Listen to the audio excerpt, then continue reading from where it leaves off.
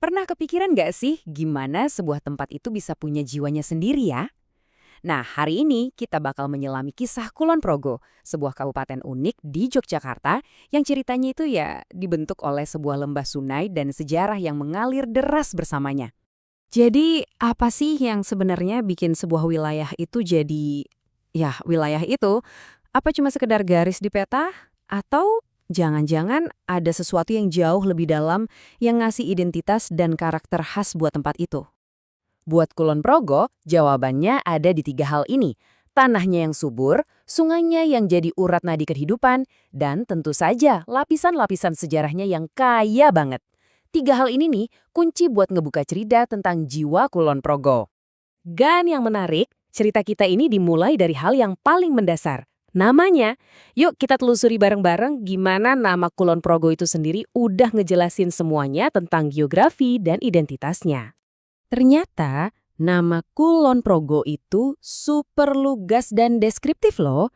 Namanya diambil langsung dari bahasa Jawa. Kulon itu artinya barat, dan Progo itu ya nama sungai besar yang jadi jantungnya wilayah ini. Jadi gampangnya, Kulon Progo itu artinya sisi baratnya Sungai Progo. Identitas geografisnya udah nempel banget di namanya. Oke, sekarang kita lompat jauh ke masa lalu. Jauh sebelum ada administrasi modern kayak sekarang, tanah ini tuh udah punya peran yang penting banget di panggung sejarah peradaban Jawa. Kita bakal coba dengerin gema dari kerajaan-kerajaan kuno yang pernah berkuasa di sini. Sama kayak sungainya yang nggak pernah berhenti ngalir, waktu di Kulon Progo juga gitu. Kita mulai perjalanan ini dari fondasi paling awalnya, era Hindu-Buddha yang berlangsung dari sekitar abad ke-8 sampai abad ke-15. Terus, apa sih peran Kulon Progo waktu itu? Mungkin dia bukan pusat kerajaannya, tapi dia itu tulang punggungnya. Bayangin deh, wilayah ini tuh kayak lumbung pangan raksasa yang nyediain makanan buat menopang kemegahan kerajaan Mataram kuno. Bukan cuma itu, dia juga jadi jalur transit darat yang vital. Ini tuh semacam jantung agraris yang denyutnya menghidupi sebuah peradaban besar. Seiring waktu berjalan, ada arus-arus baru yang datang. Pertama pengaruh Islam, terus disusul era kolonialisme, tapi yang luar biasa itu adalah gimana tanah dan masyarakat di sini kayaknya kokoh banget, tetap bertahan dengan karakter agrarisnya yang kuat. Mulai abad ke-15, Islam masuk ke sini. Tapi uniknya bukan lewat penaklukan, melainkan secara damai lewat jalur perdagangan. Prosesnya ini banyak dipengaruhi sama tokoh-tokoh lokal yang disegani, contohnya kayak Ki Ageng Selo. Mereka ini pinter, nggak menghapus tradisi lama, tapi justru memadukan ajaran baru dengan kearifan lokal, terutama buat pendidikan dan membangun komunitas desa. Nah, slide ini nunjukin banget dualisme di zaman kolonial. Di satu sisi, ada pemerintah Belanda yang datang dengan sistem barunya, pengawasan pertanian yang ketat, sistem pajak, dan administrasi alam rega.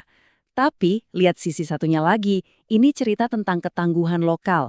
Masyarakat Kulon Progo tetap pegang erat karakter agrarisnya, ngejaga adat istiadat, dan secara cerdas beradaptasi tanpa harus kehilangan jati diri.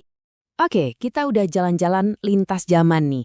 Sekarang gimana kalau kita lihat bagaimana semua aliran sejarah itu akhirnya ketemu di muara masa kini dan membentuk wajah Kulon Progo yang kita kenal sekarang. Jadi ada tiga pilar utama yang bikin Kulon Progo modern itu berdiri kokoh. Pertama, jelas pertanian. Masih jadi tulang punggungnya sebagai penghasil beras dan palawija. Tapi sekarang ada pilar kedua, pariwisata yang lagi naik daun, dengan tempat-tempat kayak Waduk Sermo dan Pantai Gelagah. Dan pilar ketiga adalah kerajinan tangan dan desa-desa wisata yang nunjukin kekayaan budayanya. Wah, ini perpaduan yang dinamis banget antara tradisi dan modernitas. Nah, sebagai penutup, mari kita renungkan satu hal penting. Masa lalu di Kulon Progo itu bukan sesuatu yang mati dan disimpan di museum. Bukan. Itu adalah warisan yang terus hidup, bernafas, dan membentuk denyut nadi Kulon Progo sampai hari ini. Dan visual ini, wah, ini ringkasan yang paling pas. Dulu, Kulon Progo itu isinya desa-desa agraris yang hidupnya bergantung penuh sama irama sungai. Sekarang dia bertransformasi. Dia tetap jadi pusat pertanian yang hebat, tapi juga udah jadi tujuan wisata yang menarik. Jadi rumah buat perpaduan harmonis antara jejak sejarah, keindahan alam, dan kehidupan modern. Esensinya masih sama, tapi wajahnya terus berkembang. Dan kutipan ini sepertinya merangkum semuanya dengan sempurna. Kulon Progo hari ini adalah hasil perjalanan panjang. Sebuah daerah yang tetap memadukan sejarah, alam, dan kehidupan modern masyarakat Yogyakarta. Kalimat ini benar-benar menangkap esensi dari semua yang udah kita bahas barusan. Jadi, kita balik lagi nih ke pertanyaan awal, tapi sekarang dengan pemahaman yang lebih dalam. Setelah ngelihat perjalanan Kulon Progo, kita jadi bisa bertanya, gimana caranya sebuah sungai itu nggak cuma ngukir lembah secara fisik, tapi juga bisa membentuk takdir, karakter, bahkan masa depan sebuah wilayah dan masyarakatnya. Nah, ini pertanyaan buat kita renungkan. Terima kasih sudah menyimak.